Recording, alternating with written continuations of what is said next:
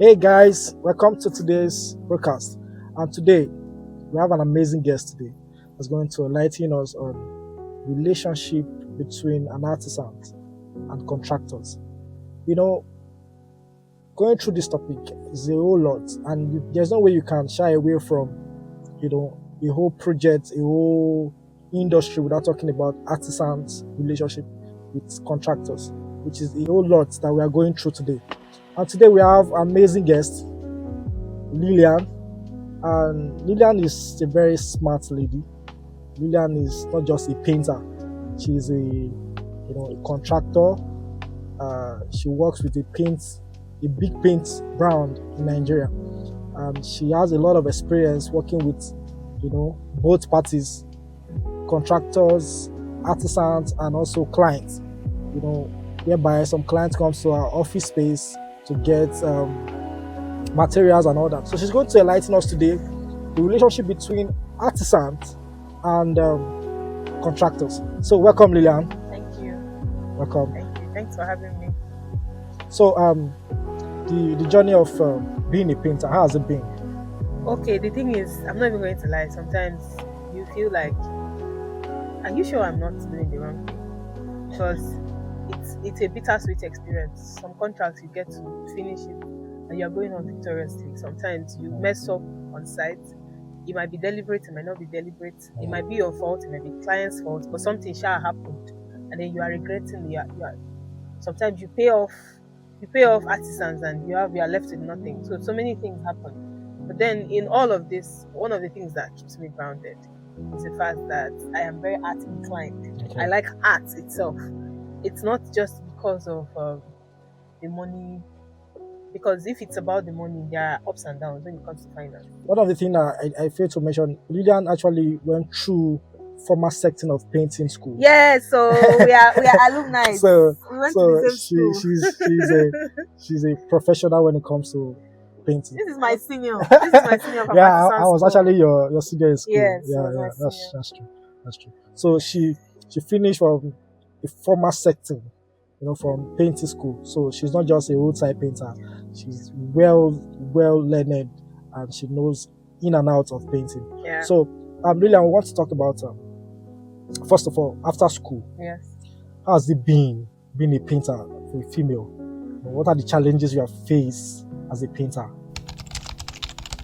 The thing is, when I was younger, I used to always complain about it, but over time I felt like I was victimizing myself. I had to, accept the reality of how things work, right? It is not easy for somebody to hand something over to you when you are not in a field where it's very dominated. Okay, this is a male-dominated industry, and you're coming to tell somebody that you can actually do this.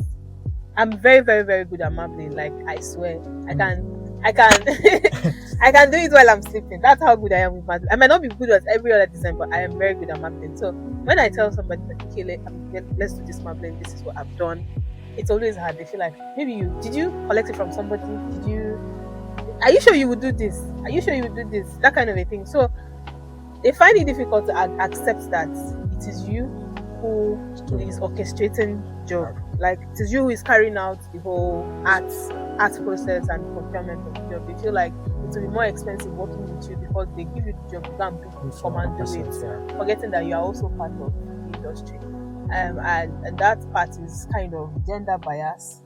Again, I used to think it's because they hated me, and over time I understood that it was concern. Okay. Because the job, they look at you, they look at the job that you're about to do, and they feel like, let's just give this thing to somebody that can deal with the pressure.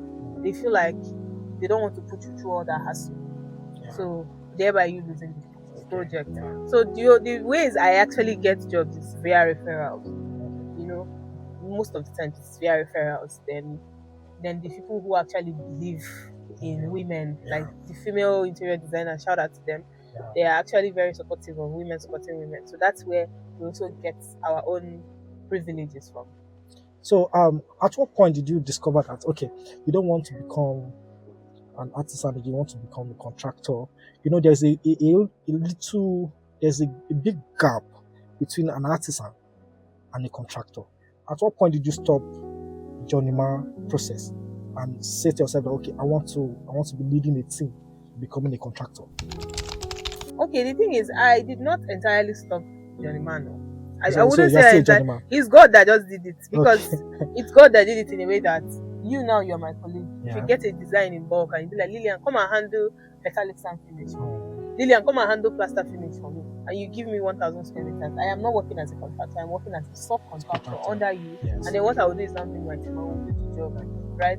And so most of the times it's just how I found myself because of the network of people that I have and the school that I attended, something like that. The events that I go to, the exposure that I have, the kind of social network that I also have. And then another thing is people perceive you the way you perceive yourself. Yeah. So if you perceive yourself as somebody who got discovered, you're not going to be getting. I'm not trying to demean being a journeyman, but again, is like I was talking about the downside of being a woman in the industry. Being a woman also would put you in a position where nobody would call you and say, Lillian, come and do scribbling for me 500 square meters. They would not call you normally, but they will call you when they need somebody that would put eye into a project that is being carried out, and they'll be like, come and supervise this project, come and manage this, because they know that there is more to doing the job than skills. They need somebody, they need person where I go reach ground. Yes. You get. So I don't think when I did apprenticeship as at 2020, that was when I was doing all those journeyman things. Then 2021, I did it a few times for survival because I must job. Yeah. Then over time, I started getting people saying, come and do this, come and do this, come and do this. And I found myself, I left it. It's not, I did not leave it because I wanted to or it was strategic. I think it's just the universe that just pushed me away from it and put me where. So are you happy that you left the journeyman? Is there any difference between journeyman and this contracting part you are now? Okay. And are you happy you left that cycle? Okay, when I was in artisan school, was it paying you? I knew journeymen that did not want to be contractors. I don't want to mention their name. I know you knew journeymen that don't want to be contractors. They just want to be. In In fact, one of them got a job while on site in Lagos. You know that thing? You are in Lagos, come and do this job for me. And they gave it to somebody else who says they are a contractor, and then they came to work for that person. You know why? Being a journeyman is less risky. So if I call you, want to take the risk of being a contractor is actually way higher, and that's why the yield seems higher, and the risk is also high. A journeyman does not care about what happens on site, whether they stole, whether the client seized money, whether the materials. Sometimes you go order for paint before you reach your location. You don't fall for the Lekki Expressway. You will be the one to go and buy it because you're not going to tell client that his paint poor. He's not going to listen to you. So every of the hassle, external hassle that does not have to do with the skill itself, you are going to be dealing with it. But the journeyman will just come. They know what they are doing. They just come. They paint. They open their hand. They collect money. They don't care whether the job was being paid for or not. So there are people who do not want to roll that way. They don't like that contractor thing. Trying to recruit people, trying to train people. So do you make that decision of giving the hour? In case you don't know, journeymen are people who just want to, they just want to be working on the site. Yeah. Just when you have something for them, yeah. If you want to paint, call them. They will paint. You pay them and they go. If you want to script, call them, and they are not doing any consultation for you. They are not advising you to do anything. Yeah. They are not going to buy anything for you. You will be the one to take the risk of working. So are you happy you left that era, or is there something very interesting, or what is the difference between them and the contractor? They say they want to be making so amount of money per day. They can achieve it. But you as a contractor, you would think you are going to make 2 million naira from a particular job. By the time you are done, the money don't drop to 500k. You yourself go open eye, me go open eye. How did this thing happen? Because you cannot quantify the uncertainties that will happen in the course of the job. Yeah. But a journeyman has told you now 10k they collect per day. Yeah. And he has a job that he's paying. That 10k is 10k. At the end of the day, if he's doing it online and they collect, PiggyVest collects the 5k that they used to collect from him every day, he's good to go. But you now who is having an expectation, you are not even sure of what will become of the job at the end of the day. Yeah. And you can also be lucky to make more profits than what you budgeted for. Okay. You get, so that's the advantage and disadvantage. It is uncertainty, but these ones, their own is certain. It's just that their take home is now lesser. And there are people who do not care. They are very contented. Whatever. Which can you say you are happy of? You have tested the two, So which can you encourage, or which of them are you comfortable with? The one I am comfortable with is the one that does not deal with my stress hormone. So okay, so working as a journeyman, actually, I do not have the kind of physical strength to be consistent with always being on site back to back to back to back to back. But I have the competence, I have the intelligence, I have the communication skills, I have the social skill to be able to manage a project without having physical strength. You get, and so I know that I can fit into the contracting, and then I also have the skill that those journeymen have. But this time around, I am not doing 100%. I might just come in at 30%. Okay, when I don't reach here, oh, I don't like this thing they do. You go just change. Put hand, help them do something. Because you can do it. As much as you put them there, they also know that if they decide not to come, you can do that thing that they are doing. You get. But being a contractor or being a subcontractor, it's more beneficial to me.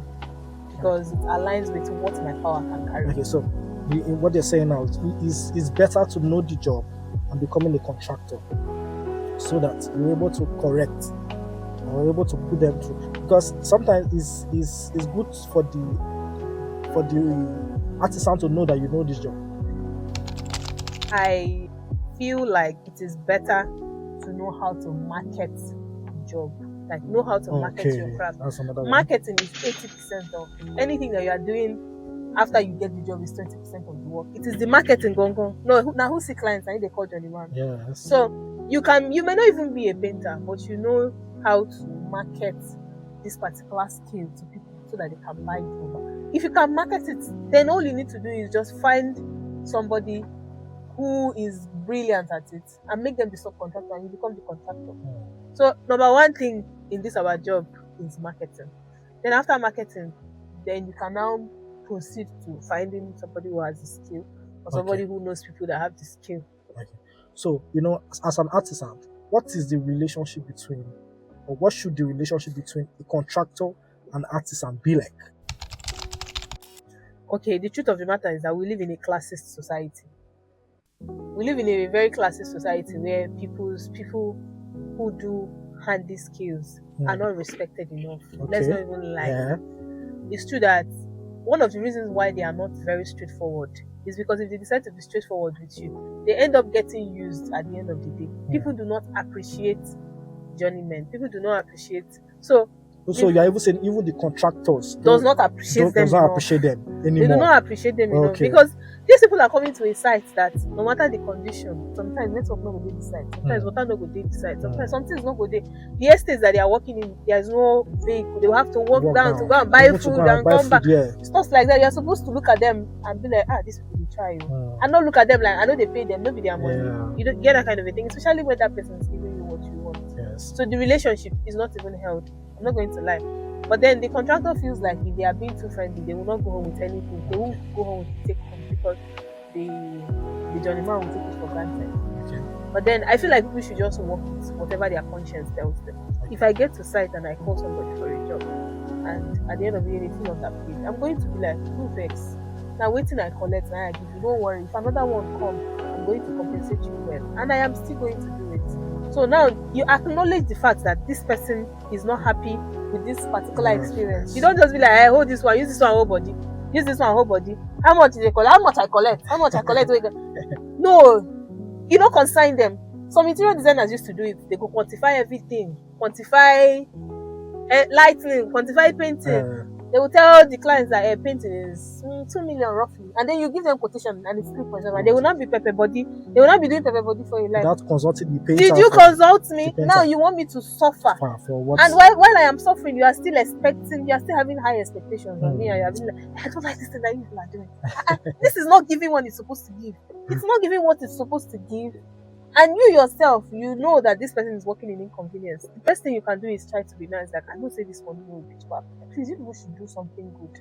There's a way human beings. So when you start being human, like when contractors, interior designers, those big shots in the industry start treating that, because they are the ones. If artists are not coming your site, nothing is going to happen. If you collect that contract finish, you could come out your clothes, can't do the work, now make it.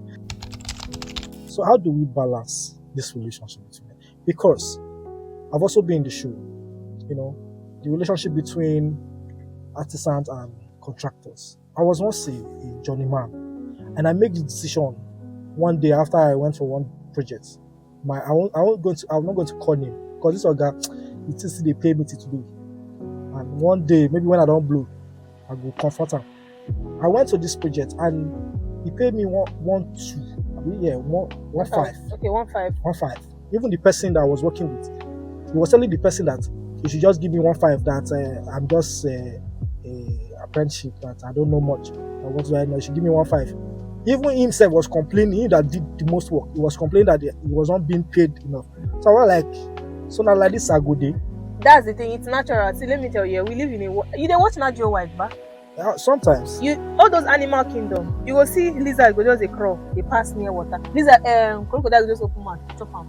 That's it. Nothing is going to happen. So at that point, we're in an industry where you are either using people or people are using you. So how do we balance? But if you want to use people, at least use them in a way that it's not going to be symbiotic. Symbiosis in a way that you are benefiting and I am benefiting. Everybody is happy. So I made something out of the fact that you helped me do this job. Because journeymen are helping you. People see that they give you, they call you for work. They call you for work. And they give you work. They give you work. If you don't give them work, another person will give them work. So it is they are literally helping you. Because if they don't come, they decide to. In fact, if journeymen decide to say this contractor will not go inside with them, and they blacklist you. Your own don't finish. But we contractor now feel that it's the other way around. I know we'll call you for job again. A journeyman is more flexible than a contractor. Journeyman can start avoiding you if you have bad reputation. But before a journeyman will get to a stage where he's so contaminated that all the contractors in Lagos and outside of Lagos does not want to call him. Especially when he's good at it. Maybe he has bad character, but he's good at the job. People can forgo it. So I want you to round up this question for me. That how do we cover up this relationship between the artisans and the contractor? Accountability. Nobody thinks that they are doing the wrong thing. Everybody thinks they are doing you a favor by. So now you doing something where I know like. And they tell you, see this thing where you do, I know Baduam, and you are threatening me with the fact that another person will need you and another person will need you and another will recommend you to the person. Yes. Is that what we are talking about? We are talking about the fact that you did me dirty. You should be held accountable, right? And then you yourself will be victim of being done dirty. You should also think of how you contributed to that thing that was done to you. If you're a journeyman and you know they come site early, you should also think about how to adjust and get to do things better. Yeah. And then again is you should have your own people. You should find your tribe. All the contractors cannot be bad. Okay. All the contractors. Shout out to Mr. Julius. I've never heard anybody say they worked with Mr. Julius and they had issues before. I don't know if I've never heard it before. So imagine him. I know people that work for him. and they are still working for him. And they have not stopped working for him. I wish you can say this is with somebody too. So if those people are working for him and they are not having issues and you are part of them, just stay where you are and be comfortable. And whatever is it you are giving to him that is making you retain, that is making him retain you, and whatever is it that he's doing with that artisan that is making them happy, if everybody continues doing it that way, it's fine. But then if I work with an artisan and you know enter between the two of us, like we do not have compatibility, working relationship, and we decide to go our separate ways, it is still not bad. If you go and I go home to reflect on what I did to you, and you go home to reflect on what you did to me, and then I go to another journeyman and I try to correct that mistake with that journeyman, and then I find my own people. Everybody is happy. Over time, people will fix themselves. Then the ones that has refused to fix themselves, that are doing oversabi, that think they are mighty, like they know nobody could tell me what I could do. Then those ones can deal with whatever is it that they see from artisans, because there is no way you will treat somebody. I'm not saying that there are no people that are not ungrateful, but majority of the times when you treat people right, they will give it back to you. How do you handle, as a female painter? Yeah. There are some contractors who want to ask you that, we want you to, I like you. Okay, about that one. So how do you handle? About that one, I've never really gotten. See, in this industry, it is hard for your fellow, or even clients. What I'm trying to say is, a contractor that wants to give you a job would not ask you out because he knows that the industry is small. Like, it will bounce back at him tomorrow. They feel they find something, go find out and for leave your hand. So they might not, they might just admire from afar, but they will not put it as a condition. It is clients that So do you stuff mean like no that more- because they okay. don't have anything to lose. Lose. If you say no to them and they go, they might not see you again in their lifetime. Mm. But if me and you did the same industry and you bring sexual molestation or sexual harassment to me, it's going to reflect on your persona, because if someone else hears it, it go past you, and nobody wants to pass. Yeah. Right? And then these clients, how many of them can do you talk to on the day?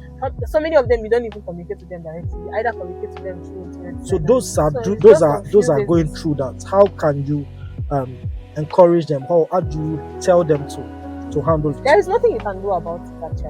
I'm not even going to lie. The The client only is saying time that. the only time that you can probably maybe find the only thing you can do is maybe when you started the job and they now start making the advances and So money you- has been paid in already and so they you are seize your set. balance. No, you're trying to put me on that. Let me finish. If the person brings up the "I like you" situation Yes. before the job starts, Mhm. and you do not like the person, you tell them you do not like them, you do not want to continue with them. Yeah. But majority of the times, from my own position, I work more with interior designers, supervisors, project managers before I even know the client job don't finish. Yes. And then if I am working with the client directly, I'm working from a company. I'm not working as an individual. So you're not going to blacklist me because I said no to you. If you blacklist me, you're not blacklisting me. You're blacklisting the company that Yeah, sent so me. people that are not working directly from company, people how should they handle this It's an situation? adult thing, right? You either say yes or you say no. If you Okay. say yes, it's your choice. Especially if you're over 18 and you say yes, now you want. If you say no, now you won't walk away. So it's just, I cannot come and be telling adult women or adult men what to do with their lives. Okay. So you have heard from Lillian. She's a professional and she was using her terms very well. And basically, we also have interior designer here, and they will also tell us the reason why they treat us painters The way they the do, way they do. yes. Do I you would really understand? like to come to this studio that day and So, sit by the side and we- listen to We her. have painters She will here. explain We herself. also have contractors here that want to treat us, or that don't like paying painters, that like assuming that the paint should be 200,000 without And then even the consulting. labor, yes, Do you understand? 200,000 for paint, then 20,000 for labor. They'll be like, this thing should not be more than this now. Should be a year, and you assume for the painter without even involving the painter. So with time, we're going to have those persons in our studio, and we'll hear from them. So thank you very much, Lillian, for Thank you coming, for having me, and Peter. really appreciate you. Thank you. Thank you so much. Yeah.